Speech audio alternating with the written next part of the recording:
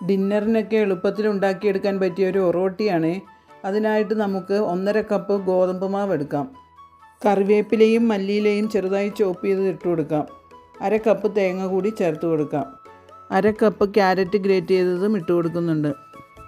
എരിവിനനുസരിച്ച് പച്ചമുളകും ചേർത്ത് കൊടുക്കാം. ഒരു ചെറിയ സവാള ചോപ്പ് ചെയ്തതും ഇട്ട് കൊടുക്കുന്നുണ്ട്. സവാളയ്ക്ക് പകരം ചെറിയ ഉള്ളി ഇഷ്ടമുള്ളവർക്ക് അത് ചേർത്ത് കൊടുക്കാവുന്നതാണ്. ആവശ്യത്തിന് ഉപ്പും ചേർത്ത് എല്ലാം ഒന്ന് മിക്സ് ചെയ്തെടുക്കാവുന്നതാണ്. ഇനി നമുക്കതിലേക്ക് കുറേശ്ശെ വെള്ളം ചേർത്ത് കുഴച്ചെടുക്കണം. കുറച്ച് ലൂസായ പരുവത്തിൽ വേണം കുഴച്ചെടുക്കാനായി. കായപ്പൊടിയുടെ ടേസ്റ്റ് ഇഷ്ടമുള്ളവർക്ക് അതും ചേർത്ത് കൊടുക്കാവുന്നതാണ്.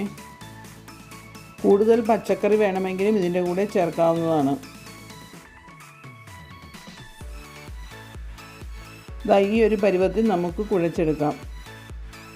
കുറച്ച് കൂടുതൽ മാവ് ഇലയിലേക്ക് വെച്ച് കൊടുക്കണം.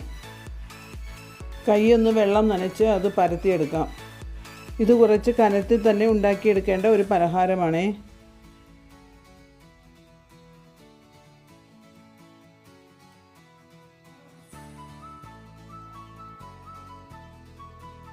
എണ്ണ പുരട്ടി ചൂടാകാൻ വെച്ചിരുന്ന ദോശക്കല്ലിലേക്ക് അത് ഇട്ട് കൊടുക്കാം.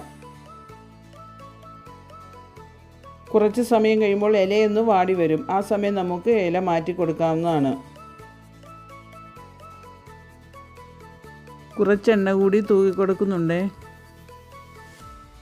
ഒരു വശം മൊരിഞ്ഞ് കഴിയുമ്പോൾ നമുക്ക് മറിച്ചിട്ട് കൊടുക്കാം. 2 വശവും തിരിച്ചും മറിച്ചും ഇടയ്ക്ക് ഇട്ട് കൊടുക്കണം. നെയ്യ് ഇഷ്ടമുള്ളവർക്ക് കുറച്ച് നെയ്യ് കൂടി പുരട്ടി കൊടുക്കാമേ. കറിയൊന്നും ഇല്ലെങ്കിൽ പോലും കഴിക്കാൻ നല്ലൊരു ടേസ്റ്റുള്ള പലഹാരമാണ്. പെട്ടെന്ന് ഉണ്ടാക്കിയെടുക്കുകയും ചെയ്യാം. എല്ലാവരും ഒന്ന് ഉണ്ടാക്കി നോക്കിയിട്ട് അഭിപ്രായം പറയണേ.